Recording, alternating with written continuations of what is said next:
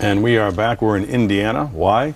Because that's the primary on Tuesday. We're in Indianapolis talking to Barack Obama, Democratic candidate for president. Iraq and Iran. The administration, we have reported at NBC, are drawing up some plans for potential airstrikes in Iran at different missile weapons factories or special force compounds, because we have indications, evidence that the Iranians are helping some of their supporters within Iraq to kill U.S. troops. If it could be demonstrated that was a fact, would you be in support of such limited attacks in Iran? Well, let me not speculate yet. I want to take a look at the kind of evidence that the administration is putting forward, what these plans are exactly.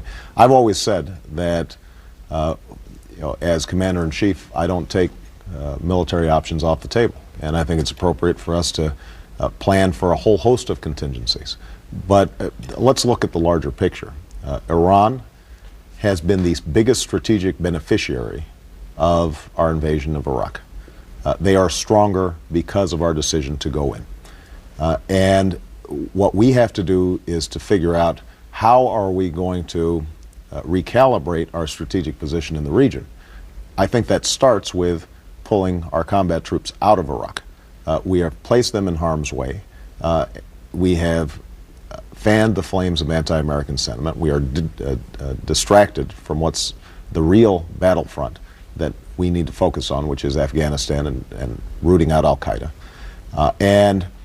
If we put forward a plan where we are not going to be a permanent occupier in Iraq, and we force the Iraqis to stand up and negotiate and come to a compromise that includes, by the way, a regional discussion with Iran, with Syria, as well as Saudi Arabia, Jordan, Turkey, and the other regional powers, then I think we are going to be in a better posture to deal with the long-term threat of Iran, and particularly its development of nuclear weapons.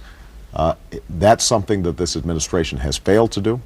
I have consistently said that we've got to talk directly to Iran, send them a clear message that they have to stop not only with their potential funding of militias inside of Iraq, but they also have to stop funding Hamas, they have to stop funding Hezbollah, they've got to stand down on their nuclear weapons. There will be continued consequences for those kinds of actions, but that here are also some carrots and possible benefits if they change behavior. Those kinds of direct talks have not taken place. That's the kind of change in foreign policy that I plan to put in place when I'm President of the United States. The U.S. Ambassador to Iraq, Ryan Crocker, said that a quick withdrawal of U.S. troops from Iraq could result in genocide. Mm-hmm. Would you factor that in? And if that began to emerge as an issue, would you stop the withdrawal? Tim, I would actually, of course I would factor in the possibilities of genocide, and I factored it in when I said that I would begin a phased withdrawal. What we've talked about is a very deliberate and prudent approach to the withdrawal. 1 to 2 brigades per month. At that pace, it would take about 16 months, assuming that George Bush is not going to lower troop levels before the next president takes office. We're talking about potentially 2 years away. At that point, we will have been in Iraq 7 years. If we cannot get the Iraqis to stand up in 7 years, we're not going to get them to stand up in 14 or 28 or 56 years. And the danger we've got is that with our military overstretched, with acknowledgement by our own Army officials that we don't have a strategic reserve right now to deal with other problems. We can't get more troops into Afghanistan. We're having trouble leveraging NATO to send in more troops into Afghanistan to deal with a growing Taliban and al-Qaeda threat. That unless we change postures in a deliberate fashion, our overall strategic posture in the region is going to be weaker. Now, I have said that even as we're withdrawing, we are going to continue to partner with the Iraqi government to train their military. We're going to continue to partner with them on humanitarian issues. I think we can get the United Nations and the international community to be part of a process of monitoring that ensures that we're not seeing ethnic cleansing and genocide as we pull out. But what we can't do is sustain a long-term occupation in Iraq and expect to be able to deal with the other threats that exist in that neighborhood. Hillary Clinton was asked about if Iran launched a nuclear attack against Israel. And this is the answer she gave. Let's listen. Well, the question was, if Iran were to launch a nuclear attack on Israel, what would our response be? And I want the Iranians to know that if I'm the president, we will attack Iran. And I want them to understand that. We would be able to totally obliterate them. Obliterate them. What do you think of that language? Well, it's not the language that we need right now. And I think it's language that's reflective of George Bush.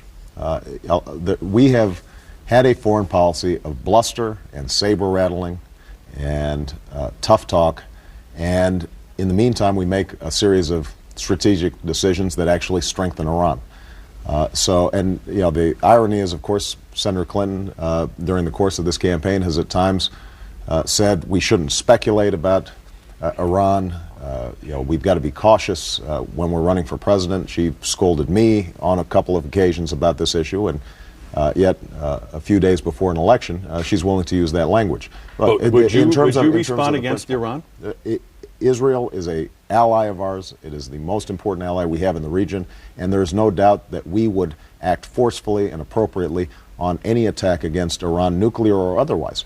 So, but it is important that we use language that sends a signal to the world community that we're shifting from the sort of cowboy diplomacy or lack of diplomacy that we've seen out of George Bush.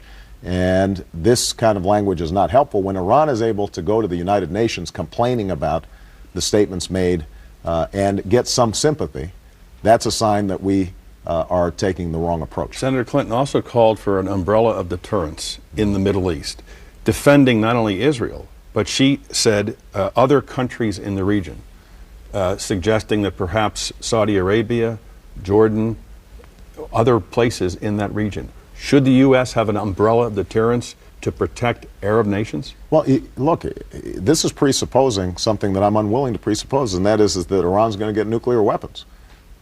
My intention is to make sure they don't. And the way we do that is, as I indicated before, to rally the international community, to engage direct talks with Iran, to send a clear signal about the consequences of continuing to develop nuclear weapons, but also to send a signal that if they are willing to stand down, that we can provide them with the kind of assistance that they need in order to help their people. So my central goal is to prevent them from getting nuclear weapons. I'm troubled by the idea that as a throwaway line in the debate, you start expanding the U.S. Nuclear umbrella potentially to a whole host of other countries without any clear idea of what these criteria are, who might be involved, and so forth. I think there's no doubt that we need to think about what our strategic posture is with respect to Saudi Arabia, Jordan, and other friends in the region. But right now we don't have a formal alliance with many of these other countries, and if we are to develop that, we should do it prudently, cautiously, and consultation with Congress. You think the American people would want to send American men and women to Saudi Arabia to defend them against Iran? Well, that's, I think, part of the debate that should be taking place. Obviously, we've got national security interests in oil supplies in the region, and as president, that's something that I would factor in. But I am not willing at this point to suggest that somehow we are going to extend our nuclear umbrella, or that we have the same sorts of alliance with Saudi Arabia that we do with NATO countries, or that we do with Israel. Afghanistan, the situation, according to some, is deteriorating as the Taliban continues to reconstitute itself. Would you, as president, be willing to have a military surge in Afghanistan in order to, once and for all, eliminate the Taliban? Yes, I think that's what we need. I think we need more troops there. I think we need to do a better job of reconstruction there. I think we have to be focused on Afghanistan. It is one of the reasons that I was opposed to the war in Iraq in the first place. We now know that Al-Qaeda is stronger than any time since 2001. We've just received additional intelligence reports from our agencies showing that they are growing in capability. That is something that we've got to address. And we're also going to have to address the situation in Pakistan, where we now have, in the federated areas, Al-Qaeda and the Taliban setting up bases there.